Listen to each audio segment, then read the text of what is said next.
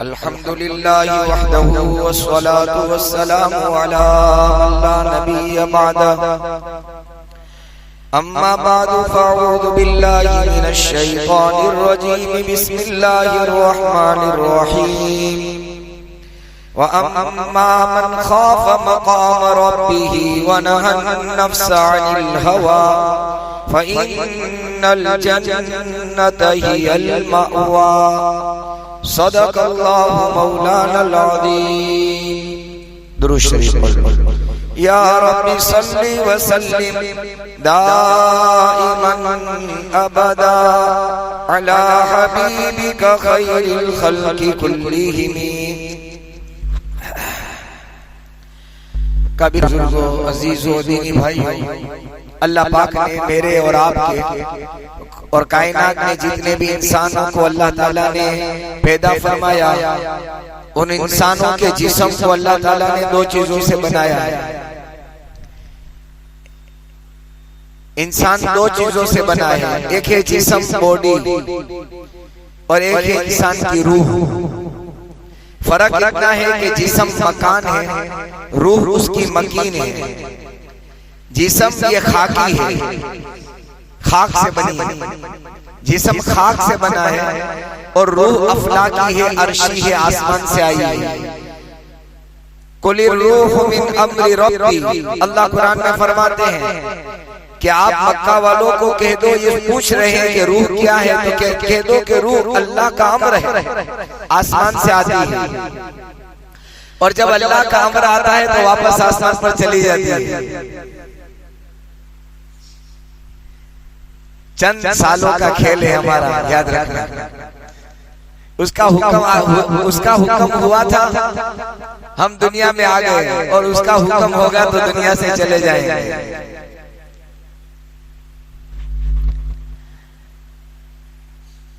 चंद सालों के बाद तो चेहरे भी आदमी भूल जाता है। यही हमारा और आपका हाल होने वाला है। जिसके लिए रात दिन थकते हैं ना, अगर वो नेक है तो याद करेंगे। बेटा है, बेटी है, बीवी है, रिश्तेदार है, नेक है अगर तो याद करेंगे। अगर हमारे पीछे वालों में नेकी नहीं है तो शायद वो याद भी न करें। बहरहाल जिस्म और रूह ये दोनों से मिलकर इंसान बना है। जैसे जिस्म बीमार होता है, ऐसे रूह भी बीमार होती है। और जिस्म की जिस तरह हिफाजत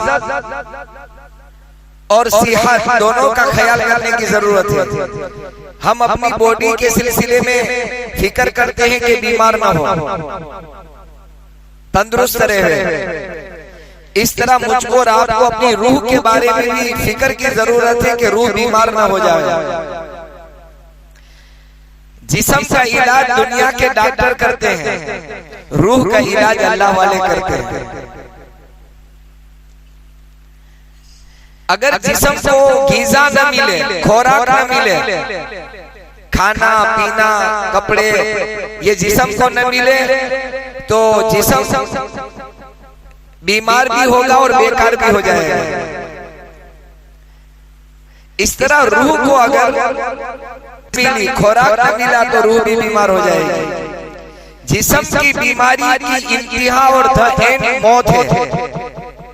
जिस्म बीमार हुआ तो ज्यादा से ज्यादा मौत के आगोश में पहुंचेगा, यानी मर जाएगा, दुनिया से चला गया। लेकिन अगर रूह बीमार हुई और अल्लाह ने माफ न किया तो हमेशा की जहन्नम में चलेगा। अल्लाह पूरी उम्मत की हिफाजत फरमाए। आज आम तौर पर यह देखा गया है, मेरा आपका हम सब का हाल ये है कि जिस्म को बचाने की बहुत कोशिश हो रही है। जिस्म बच जाए, अच्छा रहे, तंदुरुस्त रहे, हिफाजत हो, ये भी अल्लाह का हुक्म है, याद रखना। इसलिए फरमाया कि अगर कोई जानबूझकर खाना छोड़ता है और खाना छोड़ने की वजह से मरता है तो ये हराम की मौत मरा, हमेशा जहन्नम में जलेगा। अल्लाह का हुक्म है जिस्म को बचाओ, इसलिए इस्लाम ने खुदकुशी सुसाइड मना है। कुरान और हदीस का फैसला ये है कि सुसाइड करने वाला हमेशा की जहन्नम में जलेगा। जिस्म मेरे और आपके बाप की जागीर नहीं है। जिस्म भी अल्लाह की अमानत है और रूह भी अल्लाह की अमानत है। ये अल्लाह की अमानत है, अल्लाह ने दी है और अल्लाह वापस लेगा। इसलिए आदमी मरता है तो क्या कहता है, इन्ना लिल्लाहि व इन्ना इलैहि राजिऊन, कि मैं मेरा तो था ही नहीं, मैं तो अल्लाह का था। इन्ना लिल्लाह का माना ये है कि मैं अल्लाह का हूँ, व इन्ना इलैहि राजिऊन, और मुझे उसी की तरफ लौट जाना है। अब सवाल ये पैदा होता है, अच्छा दूसरी बात, जिस्म को सही सलामत रखने के लिए अल्लाह ताला ने, चूंकि जिस्म मिट्टी से बना है तो जिस्म को सलामत रखने के लिए अल्लाह ने सारी चीजें मिट्टी से बनाई। कपड़ा तो कि मिट्टी से बना, मकान मिट्टी से बना, गला, अनाज, गल्ला, फल फ्रूट, सब्जियां, जितनी चीजें जिस्म को बचा सकती है सारी चीजों को अल्लाह ताला ने खाक से बनाया, मिट्टी से बनाया। रूह आसमान से आई, अर्श से आई। को बचाने के लिए दुनिया की कोई चीज काम नहीं करेगी, उसको अर्श वाली चीज, आसमान वाली चीज काम करेगी। और वो दो चीजें हैं, वही मुझे आपके सामने अर्ज करना है। एक है याद इलाही, जिस्म कैसे बचेगा, अल्लाह की याद से बचेगा। आप देखो अल्लाह की याद से मुसलमान का तकरीबन 80% सबका अल्लाह की याद से दूर है। अब अल्लाह की याद में कि नमाज आ गई, नमाज अल्लाह की याद के लिए, याद रखना। अल्लाह ने नमाज को इसीलिए मशरू फरमाया, लाजिम कर दिया, ताकि बंदा तू नमाज पढ़कर मेरी याद कर। कुरान की तिलावत ये अल्लाह की याद है, जिक्र तस्बीह पढ़ना ये अल्लाह की याद है। हज करने के लिए जब बंदा जाता है वो अल्लाह की याद के लिए जाता है। सारे आमाले सालिहा, नेक अमाल अल्लाह की याद के लिए है। एक जिक्र इलाही, ये रूह की ग़िज़ा है, रूह का खुराक है जिक्र इलाही। और दूसरा ये है खशियत इलाही, अल्लाह का डर, ये रूह की ग़िज़ा है, याद रखना। जब अल्लाह का डर निकलता है तो हमारी रूह आवारा हो जाती है, न देखने का देखती है, न सुनने का सुनती है, न बोलने का बोलती है, न चलने की जगह पर ये चलती है, और न सोचने की जगह को हमारी रूह सोचने लगती है। खशियत इलाही, अल्लाह करे मौत से पहले मुझको और आपको अल्लाह अपना डर नसीब फरमा दे। उम्मत का हाल ये बना है,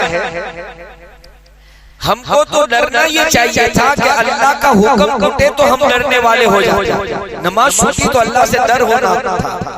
आज उम्मत का हाल ये है कि गुनाह करके भी अल्लाह से नहीं डरते। अल्लाह का डर निकल गया। बेतहाशा, बेतहाशा यानी जिसको कहते हैं बेलगाम, गाली गलौज करके आज उम्मत निडर हो गई। आज का जवान बेतहाशा गाली दे रहा है, हर गुनाह को करके आज उम्मत निडर हो गई, डर खत्म हो गया।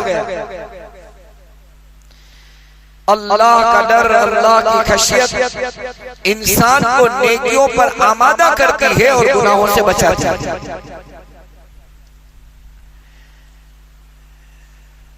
सिर्फ जहन्नम का ख्याल आ जाए ना, जहन्नम का, तो आदमी की हंसी खत्म हो जाए, हंसना बंद हो जाए। जहन्नम का ख्याल, मुस्नद अहमद की रिवायत है कि एक मर्तबा इमामुल अंबिया मुहम्मदुर रसूलुल्लाह सल्लल्लाहु अलैहि वसल्लम ने हजरत जिब्राइल से पूछा, जिब्राइल आते थे वही लेकर, एक ही फरिश्ते आते थे अल्लाह का पैगाम लाते थे। कहा कि जिब्राइल मैं मीकाईल अलैहिस्सलाम को देख रहा हूं कि इनके चेहरे पर कभी खुशी हुई नहीं, हंसना मैंने देखा ही नहीं उसको कभी। ये अल्लाह का फरिश्ता, उसको कभी मैंने हंसता हुआ नहीं देखा। आखिर बात क्या है? तो हजरत जिब्राइल अलैहिस्सलाम ने जवाब दिया कि अल्लाह के नबी, जिस दिन से अल्लाह के इस फरिश्ते ने जहन्नम को देखा है, उस दिन से उसकी हंसी खत्म हो गई। वो डर रहा है कि कहीं मुझे इसमें न डाल दिया जाए, तो मेरा और आपका क्या ठिकाना है? हालांकि फरिश्तों के बारे में ला यासूनल्लाह मा अमरहु, कि वो अल्लाह की नाफरमानी नहीं करते, फिर भी वो डरते हैं। अल्लाह अल्लाह है, अल्लाह बेनियाज है, अल्लाह के यहाँ किसी की चलती नहीं है। वो चाहे तो हमको भी जहन्नम में डाल दे। अल्लाह को कौन पूछेगा कि इसको क्यों डाला जहन्नम, और अल्लाह को कौन पूछेगा कि इसको क्यों जन्नत दे दी? कौन पूछेगा? अल्लाह बेनियाज है। अल्लाह के फरिश्तों की एक जमात हमेशा रोती रहती है, एक जमात हमेशा रो रही है। जब से अल्लाह ने पैदा किया वहां से लेकर अब तक और आज से लेकर क़यामत तक रोती रहेगी, डर रही है, जहन्नम की आग से डर रही है। और हमारे बारे में तो अल्लाह का हुक्म है कि रहमान वाले रास्ते पर चलोगे तो जन्नत में जाओगे, और शैतान वाले रास्ते पर चलोगे तो जहन्नम में चलोगे। अल्लाह का हुक्म है। और कौन दावा कर सकता है हम में से कि हमसे गुनाह नहीं होते? कौन दावा कर सकता है? बताना ये चाहता हूँ, अर्ज करना ये चाहता हूँ, दो चीजें मुझको और आपको अपनी जिंदगी में पैदा करने की जरूरत है। याद इलाही। अब याद इलाही में अल्लाह के सारे हुक्म आ गए, नमाज, रोजा, पैसा है तो हज, मालदार है तो ज़कात, कुरान की तिलावत, तस्बीहात की पाबंदी। अल्लाह की याद इंसान को अल्लाह सिखाए। ये पहली सीढ़ी है, ये पहला स्टेप और जीना है। इंसान अल्लाह की याद करता रहेगा तो फिर अल्लाह का डर आएगा, फिर नमाज नहीं छोड़ेगा। याद इलाही और खशियत इलाही। सैयदना इब्राहिम अलैहिस्सलाम के बारे में अहादीस में लिखा है कि इब्राहिम अलैहिस्सलाम अल्लाह से ऐसा डरते थे और अल्लाह के डर की वजह से ऐसा रोते थे कि आपके कल्ब, आपके दिल में से एक आवाज आती थी, जैसे खाना पकता है सालन वगैरह और बड़ बड़ बड़ बड़ एक आवाज आती है उबलने की, ऐसी आवाज इब्राहिम अलैहिस्सलाम के सीने से आती थी। कितना अंदर डरते होंगे। और हमारे आका मोहम्मद रसूलुल्लाह सल्लल्लाहु अलैहि वसल्लम के बारे में भी यही हदीस में लिखा है, जैसे सालन पकता हो या कोई खाना पकता हो और उसके उबलने की जो आवाज आती है, ऐसी आवाज अल्लाह के डर की वजह से और डर की वजह से रोना और रोने की वजह से अल्लाह के नबी के कल्ब अतहर से आवाज आती है। आज उम्मत ने रोना छोड़ दिया तो अल्लाह के दुश्मन उम्मत को रुला रहा है। तन्हाई में बैठकर कभी जहन्नम को याद करके रोना चाहिए, कभी अभी मौत को याद करके रोना चाहिए। सकरात मौत और गमरात मौत के मौत की सख्ती किस कदर है। हदीस पाक के खुलासे में लिखा है कि सिर्फ अगर मलिकुल मौत रूह कब्ज करने वाला फरिश्ता अल्लाह की नाराजगी के साथ आ जाएगा, यानी बंदे से अल्लाह नाराज होंगे, मान लो बंदे ने अल्लाह को राजी नहीं किया, नाराजगी के साथ अगर मलिकुल मौत आ गया, इतना भयानक मंजर होगा कि ये मरने वाला यूं कहेगा कि इससे ज्यादा भयानक मंजर कभी मैंने नहीं देखा। जहन्नम के अंगारों के वो बुर्ज लेकर आएगा, बुर्ज हथौड़े, आग के हथौड़े होंगे उसके हाथ, आंखें इस कदर अंगारे बरसा रही होगी। ये हकीकत है, इससे नहीं, कहानियां नहीं, ये मोहम्मद रसूलुल्लाह सल्लल्लाहु अलैहि वसल्लम की मुबारक और सच्ची जुबान से निकले हुए अल्फाज हैं। ये जब घर में अंदर होगा ना तो आग के अंगारे इसकी आंखों में से बरसते होंगे, चेहरा इतना डरावना होगा कि ये सोचेगा कौन आ गया है। मेरे भाइयों, ये सब हाल अगर अल्लाह ने माफ न किया और अल्लाह के सामने तौबा न की और अपनी जिंदगी की पटरी और अपनी जिंदगी की गाड़ी और रुख को हमने और आपने दुरुस्त न किया तो बहुत बड़ा मसला है हमारे लिए। लिहाजा आज का जो उन्वान जो शुरू किया है नया, वो दो बातें याद रखनी है। खशियत इलाही से रोना, अल्लाह के डर से रोना। आज दुनिया के डर से बहुत लोग रो रहे हैं। माल में नुकसान हो गया तो ऐसा रोएगा, ये सर पकड़ के बैठ जाएगा। और कभी बाज़े लोगों को तो सीने में दर्द हो जाता है। मैंने देखा है इसलिए कह रहा हूं, सुनी सुनाई नहीं। एक साहब के बारे में मालूम हुआ कि उसको इमरजेंसी में ले गए हॉस्पिटल में, चिखलिया में। हम इयादत के लिए गए तो उसने बताया कि अचानक से भाव डाउन हुआ तो सीने में दर्द शुरू हो गया। ये रियल सुना रहा हूं। मैंने कहा अल्लाह के बंदे, खाली हाथ आया था खाली हाथ जाएगा। काश के तो अल्लाह के डर से रोता और अल्लाह के डर की वजह से सीने में मेरे और आपके दर्द होता। ये क्या तमाशा बना रखा है, अल्लाह का डर। और ये खूबी जो है, खूबी अल्लाह के नबी मोहम्मद रसूलुल्लाह सल्लल्लाहु अलैहि वसल्लम की जिंदगी में कामिल तौर पर खशियत इलाही से डरना, रोना। और ये खूबी सहाबा की जिंदगी में थी। सैयदना अबू बकर सिद्दीक रज़ी अल्लाह ताला अन्हु अफजलुल बशर बादल अंबिया, नबियों के बाद इंसानों में सबसे ऊंचा दर्जा सैयदना सिद्दीक अकबर रज़ी अल्लाह ताला अन्हु का है। मेरे नबी ने फरमाया जन्नत के 8 दरवाजे हैं, हर एक के लिए अलग अलग दरवाजा है। नमाजों की पाबंदी करने वाले का दरवाजा अलग, रोजों की पाबंदी करने वाले का दरवाजा अलग, सच्ची जिंदगी सच बोलने वाले का दरवाजा अलग, सदकात खैरात करने वाले का दरवाजा अलग। जो जिसकी जिंदगी में ज्यादा खूबी होगी अल्लाह उस दरवाजे से उसको दाखिल करेंगे और उस दरवाजे से उसको आवाज दी जाएगी। एक बाबुर रैया रोजगार के लिए दरवाजा, बहुत कसरत से रोजा रखता होगा, अल्लाह उस दरवाजे से उसको दाखिल करेंगे। सहाबा ने पूछा कि अल्लाह के नबी, इंसानों में कोई ऐसा भी है जिसको जन्नत के 8 दरवाजे बुलाते हो? तो कि हाँ, एक ही इंसान ऐसा है जिसको जन्नत के 8 दरवाजे बुलाएंगे, वो मेरा अबू बकर है रज़ी अल्लाह। 8 दरवाजों से आवाज आएगी, अबू बकर हमारे में से आ जाओ, हमारे अंदर से दाखिल हो जाओ। ऐसे ऊंचे दर्जे के सहाबी का हाल लिखा है किताब में कि जब वो परिंदे को देखते थे, परिंदे पक्षी को, तो यूं कहते थे या लैतनी मिस्लुक या ताइर, ए परिंदे काश के मैं तेरे जैसा होता, फलन अकुन बशरा, और मैं इंसान ना होता। इसलिए कि तू मरेगा, मिट्टी हो जाएगा, तुझे कोई जवाब देना नहीं, तेरा मामला खत्म। दुनिया में मजे किए, इधर उड़ा उधर उड़ा, खाया पिया मजे कर लिए और तेरा मामला पूरा हो गया। यूं कहते थे, परिंदे को देखकर यूं कहते थे ए परिंदे काश कि मैं तेरे जैसा होता और मुझे अल्लाह इंसान न बनाता तो आखिरत के अंदर मेरा हिसाब था। अल्लाह के सामने हिसाब से डरते थे, क्या जवाब दूंगा मैं, क्या मुंह दिखाऊंगा मेरे अल्लाह को।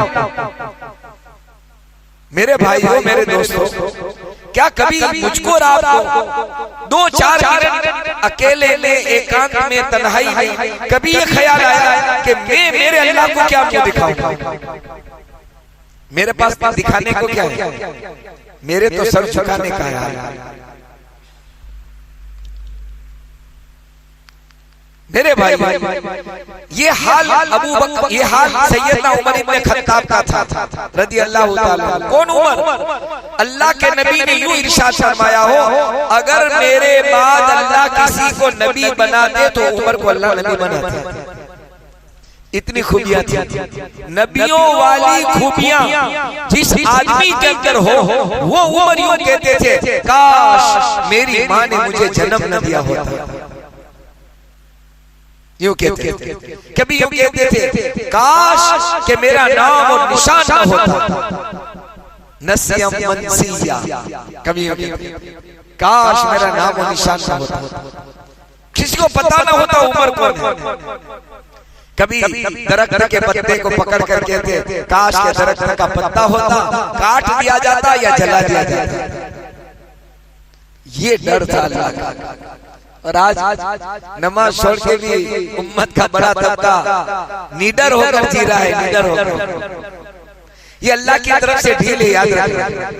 और अगर मेरे और आपके घर वाले भी नमाज छोड़कर जी रहे हैं, अल्लाह की याद के बगैर जिंदगी के दिन और रात काट रहे हैं, तो हमें उनको ये बात पहुंचा देनी चाहिए कि बेटे निडर मत बन, अल्लाह से डर, निडर मत बन, अल्लाह से डर। पता नहीं वो अपनी रस्सी कब खींच ले। अल्लाह कुरान में फरमाते हैं सनस्तदरिजुहुम मिन हैथु ला यअलमून व उमली लहुम इन्न कैदी मतीन। जब बंदे मेरी नाफरमानी करते हैं, मुझसे बगावत करते हैं, मेरी बात नहीं मानते, मैं उनको नेमतें देता हूँ, तंदुरुस्ती देता हूँ, माल देता हूँ, ओहदे देता हूँ, सब देता हूँ। सनस्तदरिजुहुम, मैं ढील देता हूँ, ढील। सनस्तदरिजुहुम मिन हैथु ला यअलमून, और वो समझते नहीं कि ये मेरी ढील है, वो यूं समझते हैं मैं बहुत तरक्की कर रहा हूँ, मैं तो बहुत टॉप लेवल पर जा रहा हूँ, टॉप लेवल पर। अल्लाह कहते हैं टॉप लेवल पर तू जा नहीं रहा, मैं तुझे टॉप लेवल पर पहुंचा रहा हूँ। व उमली लहुम इन्न कैदी मतीन, और मेरी पकड़ बहुत सख्त है। जब मैं पकड़ूंगा तो जमाने का फिरौन है ना, फिरौन, उसको भी माँ की छठी का दूध में याद दिला दिया, ये अल्लाह के। और फिरौन को अल्लाह ने याद दिला दिया। जब डूबता था ना, तब कहता था मूसा और ईसा, मूसा के रब पर अल्लाह ने ईमान लाया, मैं मूसा और हारून के रब पर ईमान लाया, मैं मूसा और हारून के रब पर ईमान लाया। डूबता था, कहता था।